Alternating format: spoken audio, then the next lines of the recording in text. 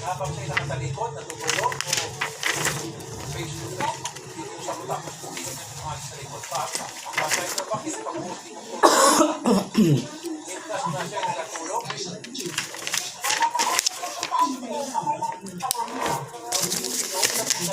Nakatalikod siya.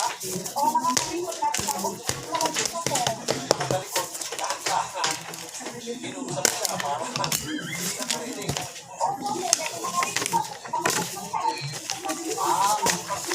Parang parapan. Kasi siya.